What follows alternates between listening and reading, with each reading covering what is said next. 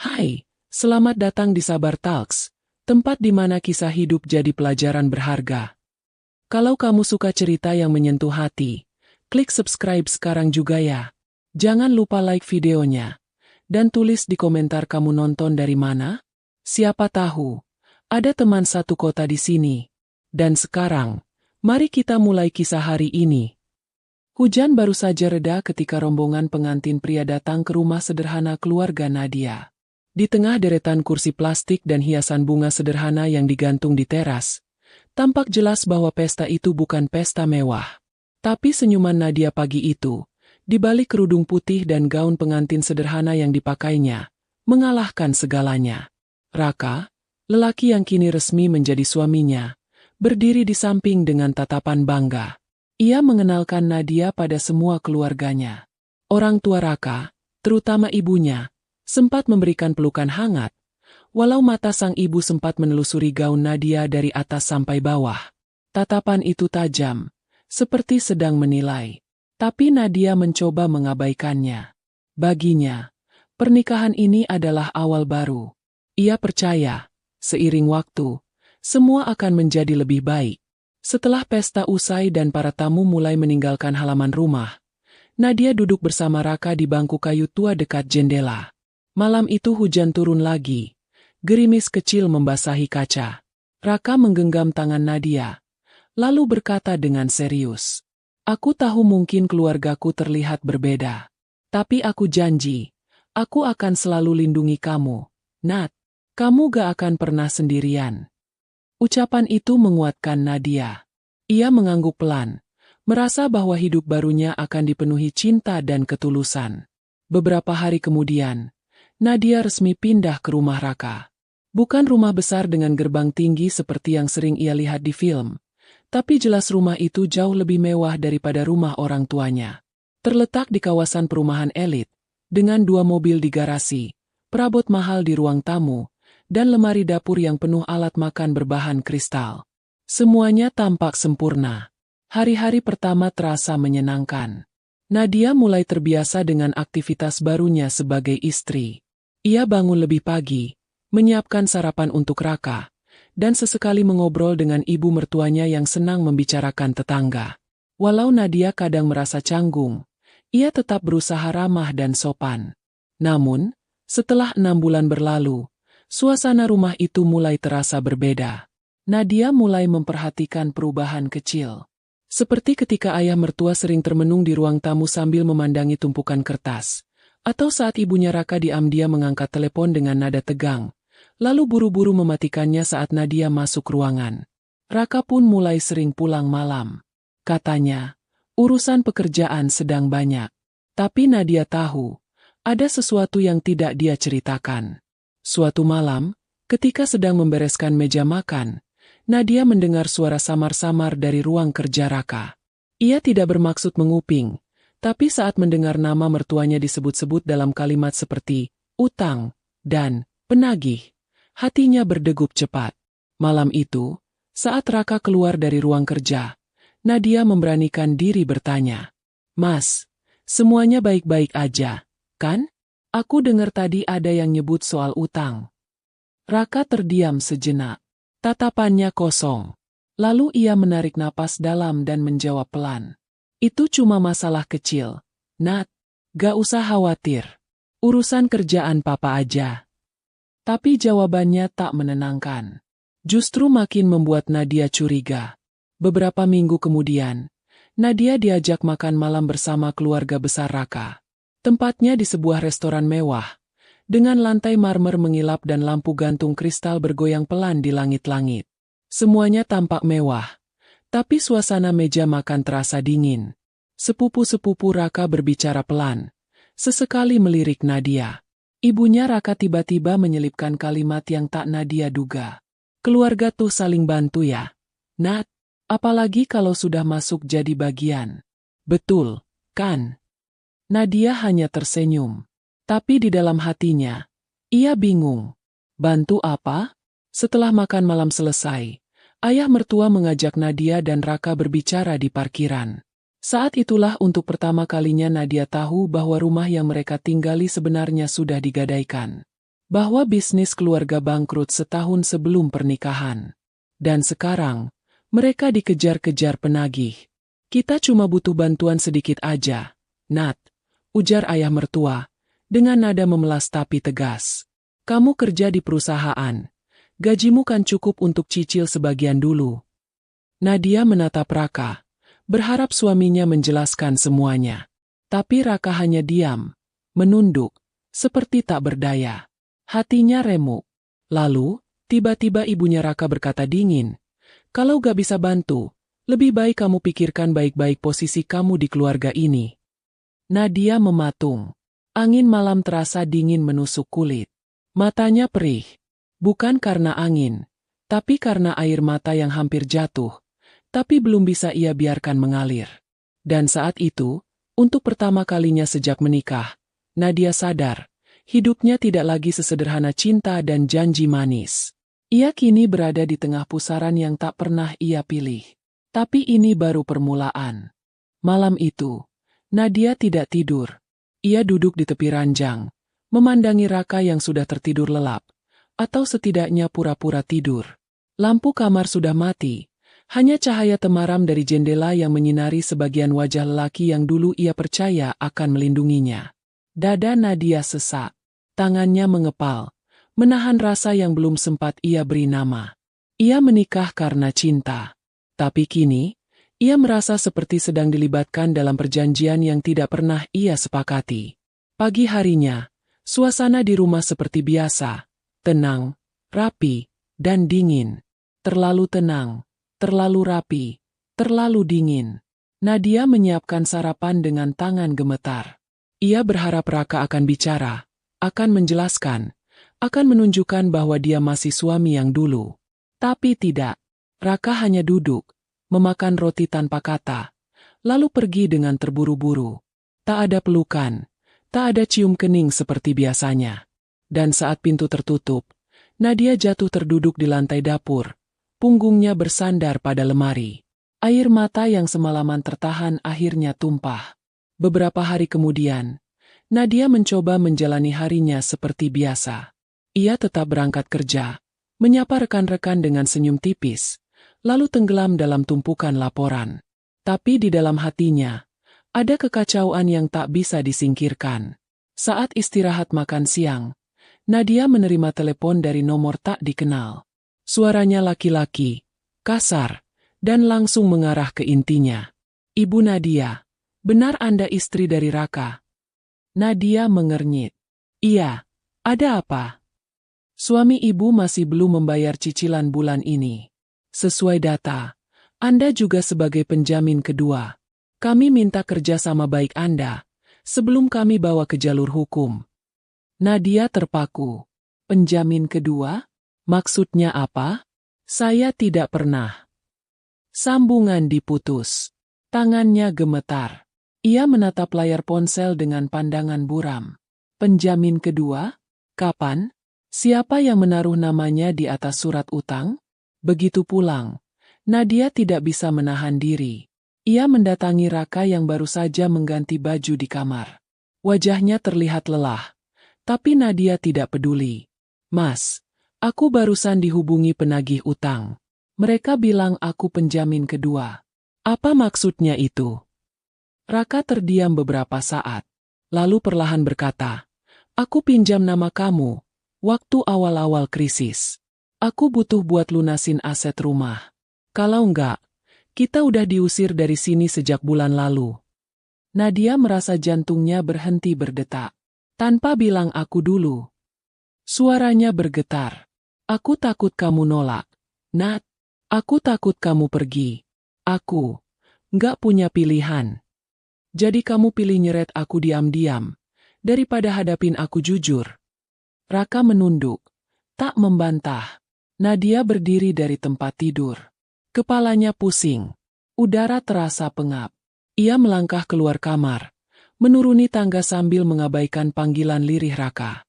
Di ruang keluarga, ia bertemu dengan ibu mertuanya yang sedang menyiram tanaman dalam vas kristal. Kamu habis dari mana? Muka kamu pucat, tanya sang ibu, masih dengan nada dingin yang dibalut kehalusan.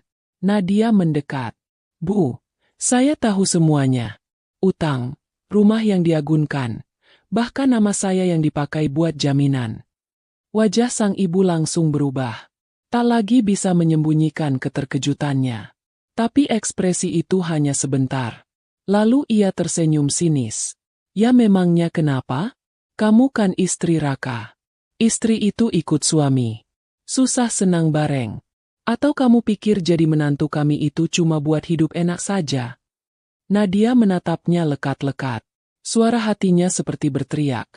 Tapi ia tetap berdiri dengan tegar. Kalau saya tahu sejak awal niat keluarga ini, saya gak akan pernah masuk rumah ini. Sang ibu tersenyum. Tajam. Kalau kamu gak tahan, pintu keluar selalu terbuka. Tapi ingat, cerai berarti kamu harus mundur dari semua ini. Termasuk dari suami yang kamu bilang kamu cintai. Hari itu, Nadia merasa seperti sedang dicekik pelan-pelan. Tapi bukan oleh tangan, melainkan oleh beban, kebohongan, dan tekanan yang datang dari segala arah. Ia tidak tahu harus percaya pada siapa. Bahkan cintanya sendiri kini terasa seperti jebakan. Di malam yang sama, Nadia terdiam di balkon lantai 2. Ia menatap langit kosong, mencoba mencari arah. Lalu pintu balkon terbuka. Raka berdiri di sana. Matanya sembab, wajahnya kusut. Ia mendekat perlahan. Nat, aku salah. Aku tahu. Aku pengecut. Nadia menoleh perlahan. Tapi wajahnya datar. Kenapa kamu gak pernah bela aku, Mas? Kenapa kamu diam aja waktu keluargamu nyuruh aku bayar semua itu? Aku ini apa buat kamu? Raka terduduk di lantai, bersandar di kaki Nadia. Ia menggenggam tangan istrinya erat. Aku gak tahu lagi harus gimana. Papa makin sakit. Mama panik. Aku anak laki-laki satu-satunya. Semua beban ditaruh di pundakku. Aku takut kehilangan kamu. Tapi juga gak bisa biarin keluarga hancur. Aku bukan pelampiasan, Mas. Ucap Nadia dengan suara lirih. Aku bukan pelindung buat semua masalah kalian. Raka menatapnya dengan mata berkaca. Aku akan serahkan semua keputusan ke kamu. Kalau kamu mau pergi, aku gak tahan, tapi aku akan terima. Hening menggantung di antara mereka. Lalu Nadia menjawab, pelan tapi tegas. Aku gak akan pergi. Tapi aku juga gak akan tinggal di rumah ini. Bukan dengan keadaan seperti ini. Aku butuh waktu. Dan kamu juga. Malam itu, Nadia mengemas koper kecil, hanya membawa beberapa baju dan dokumen penting. Raka tidak menahannya. Ia hanya berdiri di depan pagar, menatap punggung istrinya menghilang di balik gelap. Tapi sebelum melangkah terlalu jauh, Nadia menoleh sebentar. Dalam hatinya, belum ada keputusan pasti. Tapi yang jelas, ia tidak akan diam. Tidak lagi. Nadia melangkah menyusuri trotoar, membawa koper kecil yang berdecit setiap kali roda melindas batu kecil. Udara malam begitu dingin, menusuk sampai ke tulang. Tapi bukan itu yang membuat tubuhnya menggigil, melainkan kenyataan bahwa dirinya baru saja keluar dari rumah suami dengan status menggantung, membawa luka yang belum sempat dijahit. Ia tidak punya rencana pasti. Tapi ia tahu, satu hal yang tak boleh ia lakukan sekarang adalah kembali. Bukan dalam keadaan diperlakukan seperti beban keluarga, atau alat penyelamat reputasi mereka. Malam itu ia memilih menginap di kosan sahabat lamanya, Rini, yang dulu sempat jadi rekan kerja sebelum pindah divisi. Rini menyambutnya dengan wajah cemas. Tanpa banyak tanya, ia menyiapkan kasur tambahan di lantai.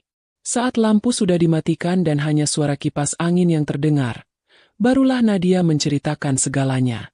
Dari pernikahan yang awalnya manis, hingga malam di parkiran restoran ketika mertuanya menyuruhnya memilih, cerai atau bayar utang keluarga mereka. Rini hanya bisa menggeleng pelan, lalu menatap sahabatnya itu dengan rasa tak percaya. Nat, kamu sabar banget, ya? Kalau aku, mungkin udah kubalikin meja makan mereka. Nadia tertawa kecil, getir. Tawanya menggantung di udara gelap. 3 hari berlalu. Nadia mulai kembali bekerja, tinggal sementara di kos Rini, dan menghindari semua telepon dari rumah Raka. Tapi sore itu, Saat hendak pulang dari kantor, satpam di lobi mengatakan bahwa ada yang menunggu di depan gerbang. Nadia berjalan pelan keluar. Dan di sana, berdiri ibu mertuanya. Kali ini tidak mengenakan perhiasan mencolok atau tas mahal. Ia memakai gamis hitam dan selendang polos. Tapi sorot matanya masih sama, dingin dan menusuk. "Kita perlu bicara," katanya. Nadia ingin menolak, tapi merasa harus menghadapi ini. Mereka akhirnya duduk di sebuah kafe kecil dekat gedung kantor. Ibu Raka tak memesan apapun. Hanya duduk dengan tangan bersilang di pangkuan. "Kamu sudah pergi terlalu jauh, Nat," katanya langsung. "Kami tidak pernah menyuruh kamu pergi. Tapi kamu yang memilih pergi dari tanggung jawab." Nadia menatapnya tanpa gentar. "Tanggung jawab yang bahkan bukan saya yang buat. Setelah kamu menikah dengan Raka, semua jadi tanggung jawabmu juga. Kami gak minta kamu lunasin semuanya. Kami cuma minta kamu bantu sebisanya. Tapi kamu pilih meninggalkan suami kamu. Meninggalkan kami." Nadia menggigit bibir. Suaranya hampir tercekat. Tapi ia paksa keluar. "Saya menikah dengan Raka. Bukan dengan rekening bank keluarga ini." Untuk sesaat, wajah ibu mertua mengeras. Tapi lalu ia menyandarkan punggung, seperti sedang menahan emosi. "Kamu pikir kamu siapa? Baru sebentar jadi bagian keluarga ini, sudah merasa benar sendiri?" Nadia berdiri. Tangannya gemetar. Tapi ia tak biarkan dirinya roboh di hadapan perempuan itu. "Saya berdiri di sini karena saya punya harga diri. Dan saya tidak akan kembali untuk dijadikan kambing hitam." Ia melangkah pergi, meninggalkan ibu mertuanya di meja yang sama. Hatinya berdegup kencang. Tubuhnya lelah, tapi langkahnya ringan. Untuk pertama kalinya sejak menikah, Nadia merasa berani memilih jalannya sendiri. Namun, ketenangan itu tak bertahan lama. Malamnya, Nadia menerima surat panggilan dari pengacara. Bukan gugatan cerai, tapi gugatan penagihan utang atas namanya. Ia lemas. Dunia seperti berputar. Besok paginya, ia mendatangi kantor hukum yang tercantum di surat itu. Di sana, seorang pria muda menjelaskan bahwa nama Nadia tercatat sebagai penjamin kredit atas pinjaman sebesar 200 juta, persis seperti yang sempat disebut oleh Raka. "Ada tanda tangan ibu di sini," katanya sambil menunjuk berkas. Nadia menatap tanda tangan itu. Benar, itu miliknya. Tapi ia tidak pernah merasa menandatanganinya. Kecuali, matanya membelalak. Itu surat yang dulu pernah diberikan Raka. Katanya untuk pengalihan asuransi rumah. Ia menandatanganinya begitu saja, percaya pada suaminya. Dunia runtuh di hadapannya. Sepulang dari sana, Nadia menatap cermin. Wajahnya tampak asing. Pucat, dengan mata sembab dan tatapan kosong. Ia merasa seperti sedang dihukum karena terlalu percaya. Tapi satu hal yang kini ia yakini, tidak akan ada orang lain yang bisa menyelamatkan dirinya, selain dirinya sendiri. Beberapa hari berikutnya, Raka muncul di depan kantor Nadia. Ia datang tanpa mobil, hanya membawa tas ransel kecil dan wajah penuh penyesalan. "Nat, aku tahu aku salah, tapi tolong dengar aku sekali ini." Nadia menatapnya dari kejauhan. Banyak pegawai lain mulai melirik ke arah mereka. Raka bicara cepat. "Aku udah keluar dari rumah. Aku gak bisa lagi diam.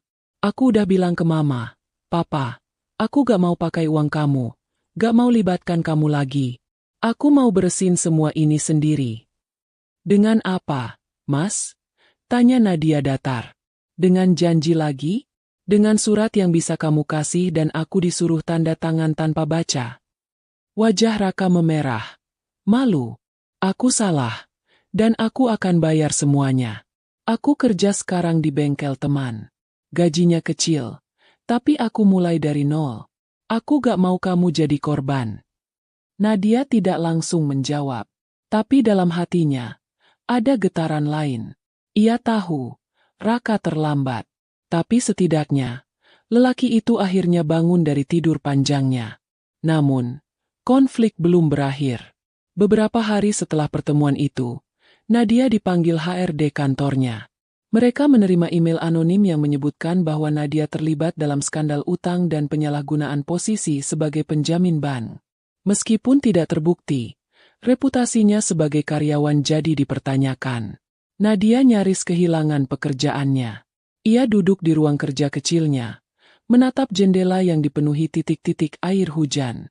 Dunia terasa begitu tidak adil. Tapi di tengah keputusasaan itu, Nadia bangkit.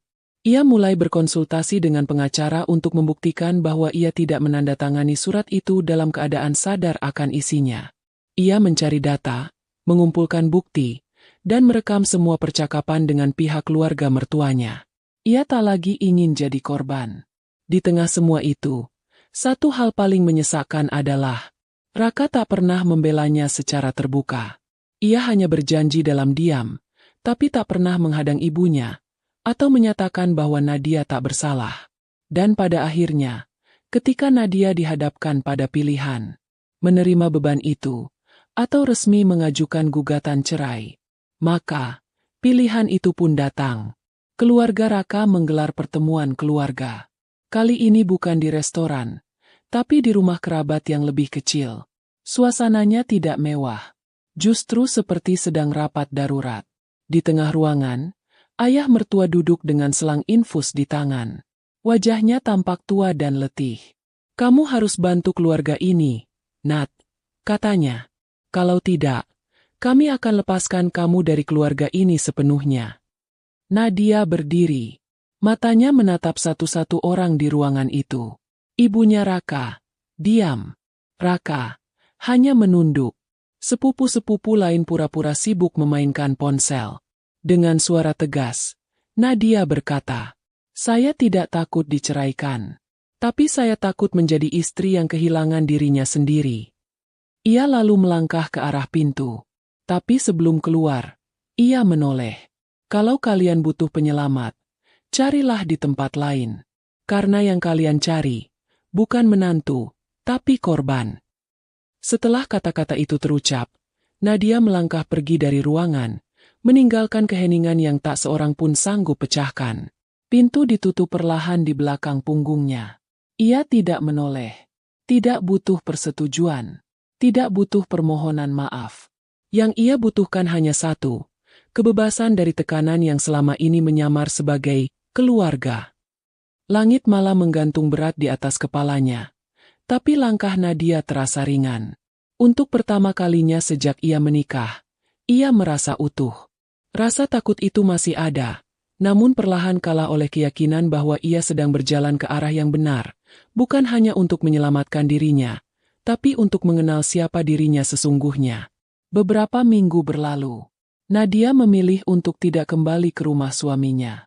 Ia menyewa kamar kecil di pinggiran kota, tak jauh dari stasiun. Kamar sempit dengan dinding tipis dan suara kendaraan malam hari yang masuk tanpa permisi.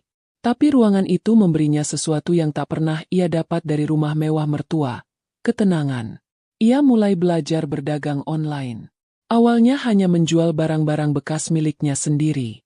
Lalu berkembang menjadi usaha kecil menjual pakaian wanita.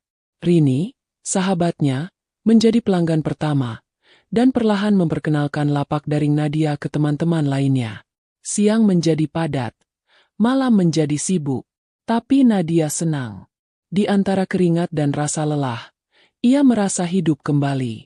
Sementara itu, Raka tak sepenuhnya menghilang.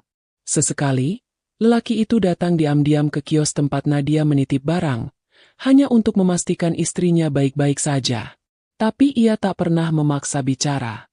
Hanya menatap dari jauh, lalu pergi sebelum Nadia menyadarinya.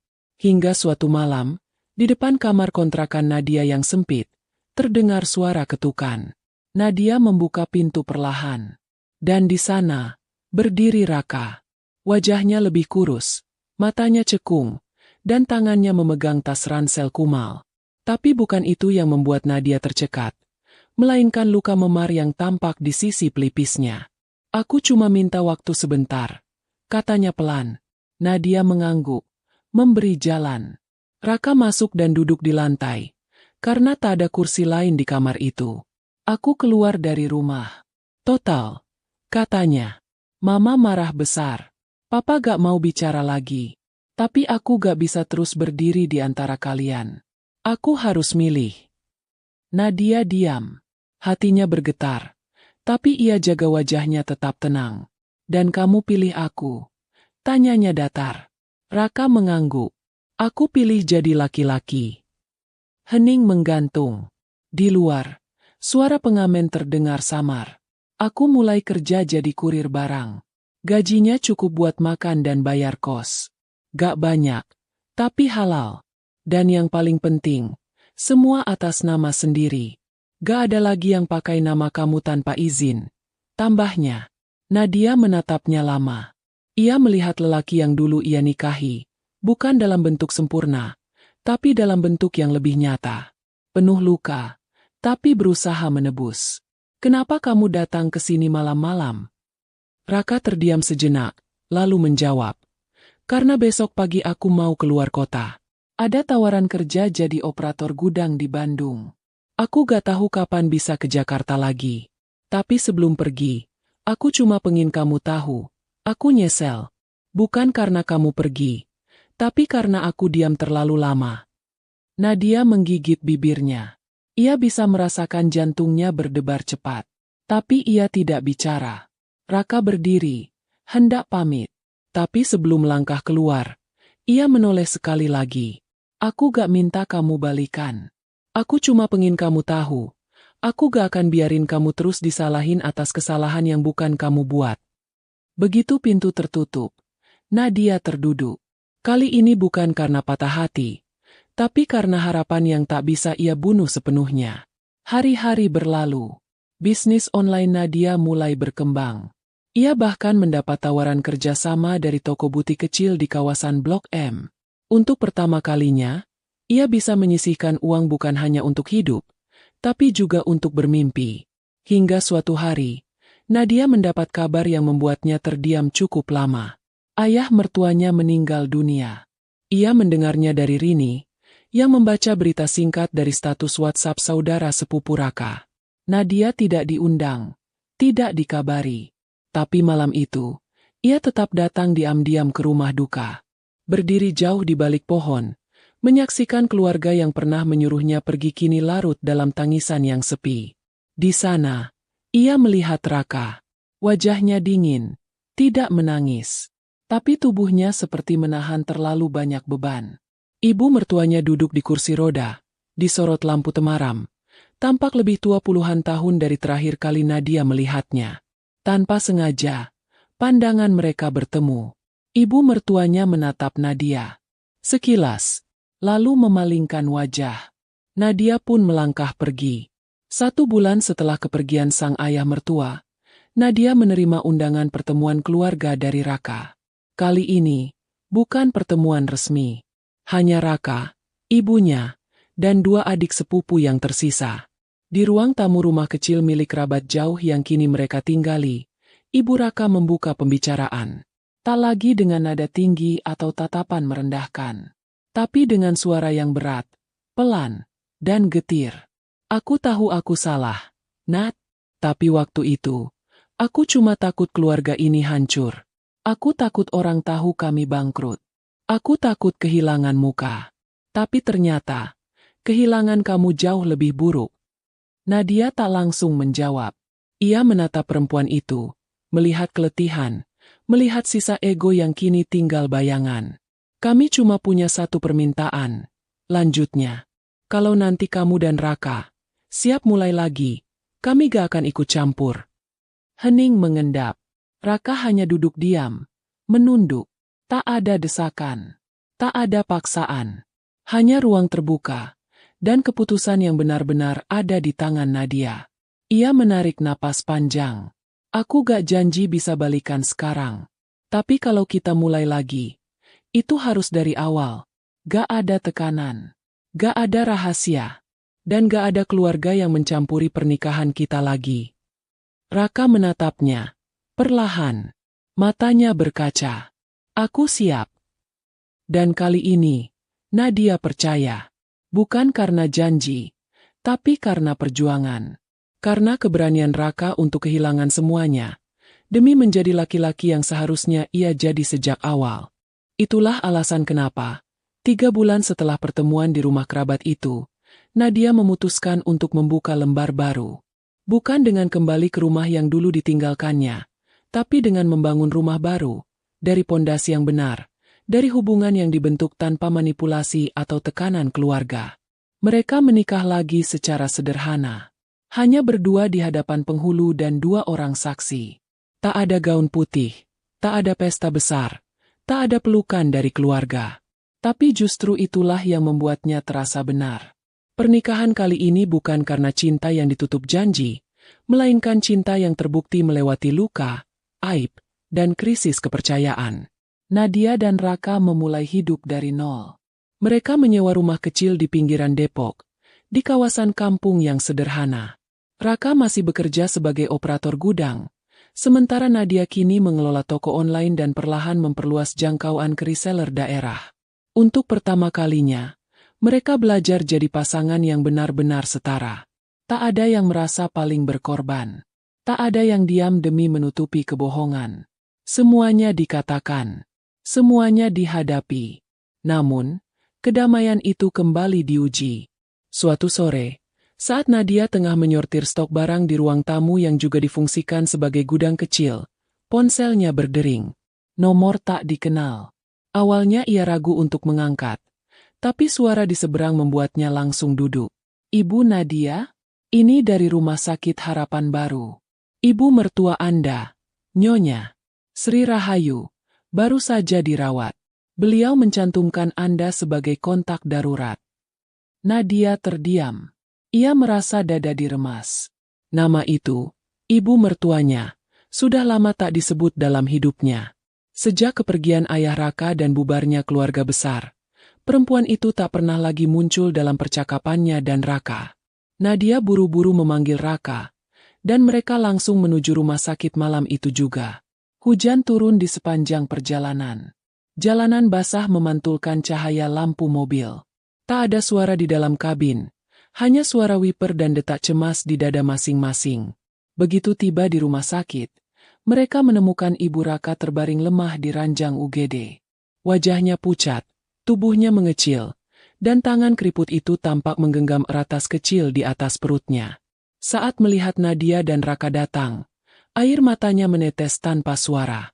Aku gak tahu harus hubungi siapa lagi, ucapnya pelan. Aku sendirian, Rak.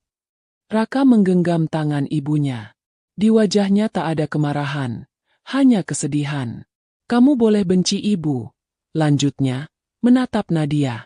Tapi kamu satu-satunya orang yang pernah ibu anggap bagian dari keluarga. Bahkan kalau ibu gak pernah bisa menunjukkannya dengan cara yang benar. Nadia duduk di sisi ranjang. Hatinya teraduk. Ia tak menjawab apa-apa. Ia hanya diam dan mengambil tisu, menyeka pelan wajah ibu mertuanya yang lembab. Setelah malam itu, peran Nadia berubah lagi. Bukan karena dipaksa, tapi karena ia memilih.